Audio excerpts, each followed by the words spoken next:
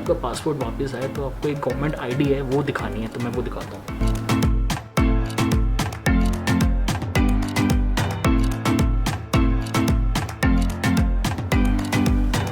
धन्यवाद।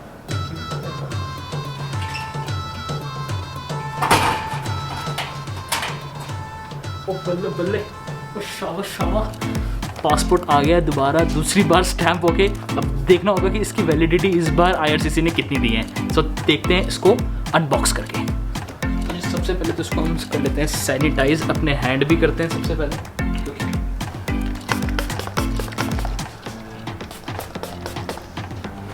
हैंड हो चुके हमारे सैनिटाइज। अब सबसे पहले जो हमारा वीज़ा आया है इसको हम भगवान के चरणों में पहले लगाते हैं एंड फिर इसको अनबॉक्स करते हैं। आ जाओ।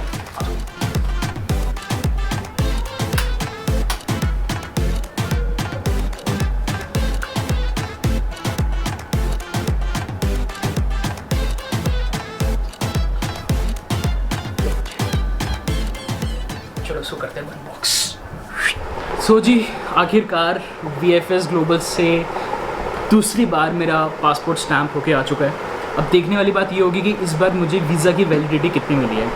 सो करते हैं इसको अनबॉक्स।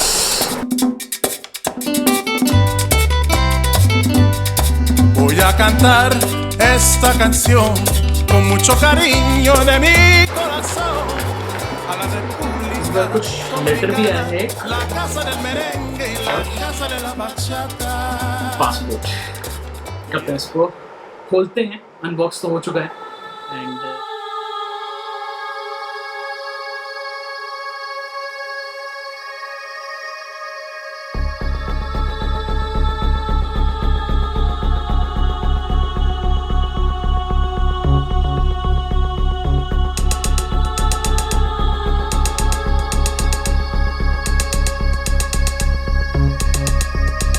यार मैं 2 मिनट के लिए डर गया क्योंकि 7th नंबर पे जो मेरा पहले का पासपोर्ट था, वीज़ा था काउंटर फॉइल, तो उसके ऊपर लिखा हुआ है cancelled without prejudice and cancelled, अच्छे से स्टैम्प नहीं है, कैंसल विदाउट प्रोसीजर या प्रीजुडिस लिखा हुआ है ऐसा कुछ, एंड वो कैंसिल हो गया जो कि मेरा 7 नंबर पेज पे था। अब 7th पेज के बाद मैं गया, मुझे कहीं पे भी काउंटर फॉइल दिखा नहीं एंड इन्होंने अब काउंटर फॉइल मेरा जा कर के लगाया है पेज नंबर 30th पे एंड इसकी जो मुझे वैलिडिटी मिली है वो मिली है 31 दिसंबर 2022 तक की। 1 साल का मेरा कोर्स है एंड मुझे जो मेरा सितंबर में स्टार्ट हो रहा है एंड मई में ख़त्म होगा, बट मई के बाद दिसंबर तक का मेरे पास एक्स्ट्रा टाइम है। So either a person can apply for like work permit के लिए अप्लाई कर सकता है, या अगर उसको सेकेंड कोर्स में जाना है तो वो नेक्स्ट LOA सर्विस कैनेडा को दे करके अपना वीज़ा एक्सटेंड करवा सकता है। सो मल्टीपल एंट्री मुझे मिली है and FPC and everything is like fine and जो मेरी वैलिडिटी स्टार्ट हो रही है वो 31 मार्च से स्टार्ट हो रही है। डेट ऑफ इशू जो है मेरा 31 मार्च 2021 से 31 दिसंबर 2022 एंड एट लास्ट वीज़ा आ गया है। सो अब बात आती है कि मैंने जो ये जो मेरे पास दोबारा PPR आया था, जैसे कि मैंने लास्ट वीडियो में बताया था आपको कि 12 मार्च को आया था, 16 मार्च को तक मेरे पास, मैंने उनको पेमेंट लिंक मेरे पास आ गई थी एंड 19 मार्च को मेरा पासपोर्ट पिकअप हुआ था। पिकअप हुआ 19 मार्च को, 22 मार्च को VFS पहुंचा, 23 मार्च को ये IRCC पहुंच गया था, 23 मार्च से ले करके ये अंडर प्रोसेसिंग में था, मतलब स्टैंपिंग प्रोसेस में थी। क्योंकि मेरा सेकेंड टाइम स्टैम्प हो रहा था, मेरा पुराना वाला काउंटर फाइल उन लोग को कैंसिल करना था ताकि न्यू काउंटर फाइल उन लोग लगा सके। सो उनको काफ़ी टाइम लग गया, बीच में होली आ गई एंड जा करके 31 मार्च को मेरा दोबारा ये काउंटर फॉइल स्टैम्प हुआ, वीज़ा स्टैम्प हुआ, स्टिकर लगा इसके ऊपर एंड अब आपके सामने ये है कि मेरे पास वैलिडिटी कितनी है। सो खैर ये थी यहाँ की बात एंड जो साथ में इसका लेटर मिला है ये देखते हैं क्या है। ये important instruction know before you go. Okay, so basically इसमें बताया ये है कि अराइव कैन ऐप जो है मैंडेटरी है and proof of covid RT-PCR report 72 hours पहले आपको ले जानी है। एंड ये मैंने नोटिस किया कि लास्ट टाइम जो मेरे पास पासपोर्ट आया था, जो चंडीगढ़ मेरे पासपोर्ट गया था, उसमें ये इंपॉर्टेंट इंस्ट्रक्शन लेटर मुझे नहीं मिली थी, बट इस बार ये मुझे मिला है। एंड इसमें बस यही सब है कि 3 नाइट्स मैंडेटरी आपको स्टे करना है, देन उसके बाद 11 डेज़ आपको क्वारंटाइन करना है, अराइव कैन ऐप होना चाहिए, जितनी भी डॉक्यूमेंट्स रिक्वायर्ड है सारे आपके पास होने चाहिए, RT-PCR रिपोर्ट होनी चाहिए जब आप टोरंटो पियर्सन एयरपोर्ट या फिर जहाँ भी आप जा रहे हो वहाँ पहुँचो, एंड 72 आवर्स पुरानी। सो ये तो हो गई यहाँ की बात। अब पॉइंट आता है कि जो बच्चे 2 साल का कोर्स ले रहे हैं, फॉर एग्जांपल 1 साल का कोर्स कोई एक पर्टिकुलर प्रोफेशनल में लिया, दूसरा साल का कोर्स कोई दूसरे कोर्स में लिया, मतलब कि इन द सेंस कि 2 प्रोफेशनलिज्म उनके पास हो गए, एक IT का, एक प्रोजेक्ट मैनेजमेंट का। सो मैं प्रेफर अपने एंड से यही करूँगा कि अगर आप 2 साल का देख रहे हो, अगर आप 1 साल का देख रहे हो दैन आपके ऊपर है कि वो कोई भी आप कोर्स ले सकते हो, बट मैं आपको सजेस्ट करूँगा अगर आप 2 साल का कोर्स देख रहे हो other than masters, post graduation में या फिर ग्रेजुएशन सर्टिफिकेट में, तो आप 2 अलग अलग कोर्सेज लो। एंड प्रेफर भी यही करूँगा कि आप 1 साल का यहाँ से लेके जाओ एंड 1 साल वहाँ पे उस पर्टिकुलर जहाँ पे आप रह रहे हो उसका मार्केट देखो कि वहाँ पे किस चीज़ की ज़्यादा डिमांड है, राइट। हो सकता है बिजनेस एनालिसिस की ज़्यादा डिमांड हो सकता है प्रोजेक्ट मैनेजमेंट की ज़्यादा डिमांड हो सकता है सॉफ्टवेयर सिस्टम टेस्टिंग की ज़्यादा डिमांड हो। सो इट टोटली डिपेंड्स कि आप कैसे जाओगे, कैसे वहाँ का मार्केट कैसा रहेगा, किस टाइप की जॉब्स की अवेलेबिलिटी वहाँ पे है, तो उस टाइप से आप कोर्स लो। एंड सबसे बड़ी बात कि अगर आप सेकेंड कोर्स जो है, अगर वो 2 ऑप्शन है आपके पास, या तो आप नॉर्मल कोर्स लो या तो आप सेकेंड कोर्स जो है वो कोऑप के साथ लो। कोऑप के साथ लेने में थोड़े से बेनिफिट्स आपके ये हो जाते हैं कि co-op is nothing but internship है एक तरह से। सो इंटर्नशिप करने का आपको मौका मिल जाता है एक पर्टिकुलर कंपनी में, एंड चांसेस होते हैं कि उसी कंपनी में ही आपको फुल टाइम जॉब भी मिल जाए, राइट। आप अपना वर्क परमिट जो है उसके बाद अप्लाई कर सकते हो, कोऑप के बाद आपकी जब टोटल जितने भी स्टडी ड्यूरेशन कंप्लीट हो जाएगी उसके बाद वर्क परमिट अप्लाई कर सकते हो। सो ये कुछ तरीका है। अब मेरे बात करता हूँ मेरी स्टैंपिंग जो हुई है 2022 तक की हुई है। आप ध्यान से गौर फरमाइएगा, 31 दिसंबर 2022 मेरा कोर्स जो ख़त्म हो रहा है वो मई 2022 में ख़त्म हो रहा है, मतलब कि अप्रैल में ख़त्म हो जाएगा, मई से सेकेंड कोर्स के लिए जा सकते हैं। अगर आपका कॉलेज आपको ऑफिशियल ड्रॉप देता है, अगर आपका कॉलेज आपको ऑफिशियल ड्रॉप देता है तो आप उन 4 महीने की छुट्टियों में, 4 महीने आपके पास जो भी टाइम बचता है बीच में, उसमें आप फुल टाइम वहाँ पे आप काम कर सकते हो, राइट। अगर कॉलेज नहीं देता तो गलती से भी आप सोचना भी मत कि ऑफिशियल ड्रॉप लो, जैसे अब कोर्स ख़त्म हुआ उसी समय से नेक्स्ट कोर्स के लिए आप इनरोल हो जाओ। अब आप बात करोगे कि आपके तो 2 दिसंबर तक आपका कोर्स भी ख़त्म हो जाएगा, देन आपको वर्क परमिट अप्लाई करने के लिए मौका कहाँ मिलेगा, आपको टाइम कहाँ मिलेगा।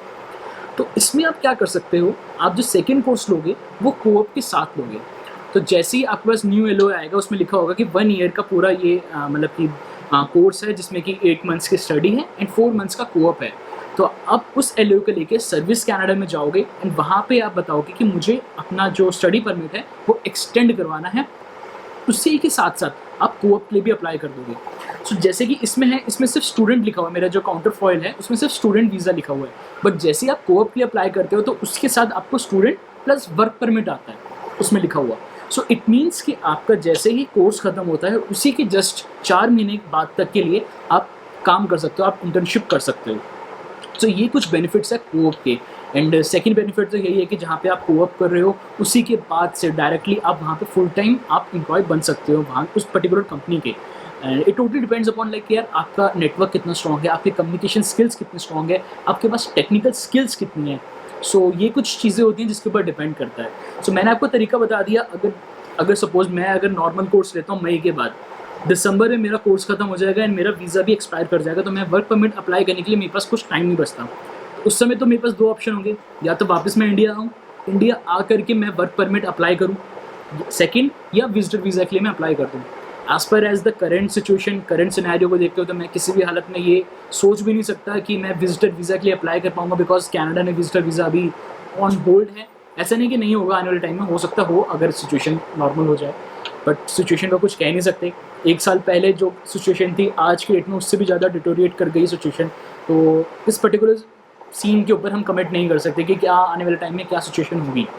सो अगर आपके साथ भी ऐसा कुछ सिनेरियो है कि 8 महीने डॉट टू डॉट, मतलब कि आप समझ रहे हो कोर्स खत्म हो रहा है ना, आपका वीज़ा एक्सपायर हो रहा है, डॉट टू डॉट सिचुएशन है, तो बेटर है आप कोऑप के लिए भी अप्लाई कर दो, राइट। अगर आपका कोर्स आपका कॉलेज कोऑप दे रहा है, मेरे ख्याल से ड्रॉप उन्हीं कॉलेज को मिलता है जहाँ पे 2 साल का कंटिन्यूस कोर्स है एंड सेमेस्टर ब्रेक लेना चाहते हैं वो। ऐसा बिल्कुल आपको ऑफिशियल ड्रॉप नहीं मिलेगा कि अगर आपने 1 साल का कोर्स कर लिया, देन 4 महीने का आपने गैप ले लिया, फिर सेकेंड ईयर का आप कोर्स के लिए आप अप्लाई कर रहे हो। तो मैंने अपने कॉलेज में बात की थी जो इंटरनेशनल कोऑर्डिनेटर्स हैं, सो उन्होंने मुझे मेल करके बताया कि Vaibhav, I am afraid that we can not offer you official drop from our side.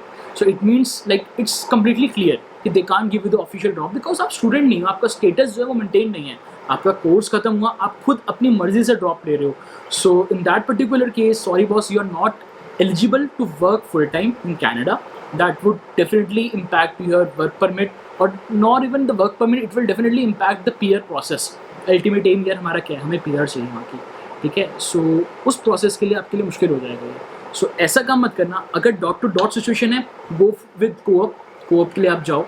So definitely आपको एक्सटेंशन मिल जाएगी ताकि आप वर्क परमिट अप्लाई कर दो. लेकिन ऐसा नहीं है कि आप कोऑप के लिए जा रहे हो सिर्फ डॉट टू डॉट उतना ही मिलेगा. अगर आप एक्सटेंशन फाइल कर रहे हो, डेफिनेटली 4 महीने एडिशनल वो देते ही देते हैं, बिकॉज एक वर्क परमिट अप्लाई करके वेट करने में एटलीस्ट अराउंड 90 डेज मिनिमम है, ये लगते हैं, इससे 150 डेज भी लग सकते हैं. सो 4 महीने हम लेके चलते हैं. 4 महीने में ऑब्वियसली वर्क परमिट आ ही जाएगा हमारे पास. एंड इम्प्लाइड स्टेटस में जाने का नुकसान बहुत ज़्यादा है, फ़ायदे भी हैं, कुछ नुकसान भी है. सो बेटर है कि हम सेफ़र साइड में क्यों ना चलें, बिकॉज इतने सारे पैसे ऑलरेडी इन्वेस्ट है, हमारे पेरेंट्स के पैसे इन्वेस्ट हैं. तो सेफ़र साइड पे चलना ज़्यादा बेटर है. स्पेशली वो बच्चे जो कि इस सिचुएशन में आज की डेट पे जा रहे हैं एंड वो 2020 से वेट कर रहे हैं, जैसे मेरे जैसे बच्चे जो कि पिछले 1 साल से वेट कर रहे हैं, डेफरमेंट कर रहे हैं एंड अब मौका मिला. तो आप ऐसा कोई भी स्टेप मत लेना. ओवर टाइम 20 आवर्स के अलावा 1 घंटे भी मत करना. बेटर है 19 आवर्स पे आप स्टॉप कर दो. वीक का जो पूरा का पूरा आपका काम होता है, जो आप पार्ट टाइम वर्क कर रहे हो है. अगर आपको ऑफ कैंपस जॉब मिल गई, देन डेफिनेटली मज़े ही मज़े हैं. तब आप फुल टाइम वहाँ पे काम कर सकते हो, 40 घंटे वहाँ पे आप काम कर सकते हो, कोई लिमिट नहीं होती. एंड क्योंकि वो जो काम होता है वो आपके सिन नंबर पे नहीं चढ़ता है. एंड 40 घंटे के अलावा पार्ट टाइम काम भी कर सकते हो, मतलब कि officially you can work 60 hours. 40 घंटे कॉलेज में ऑन कैंपस एंड 20 घंटे बाहर ऑफ कैंपस. टोटल 60 आवर्स हो गए हैं.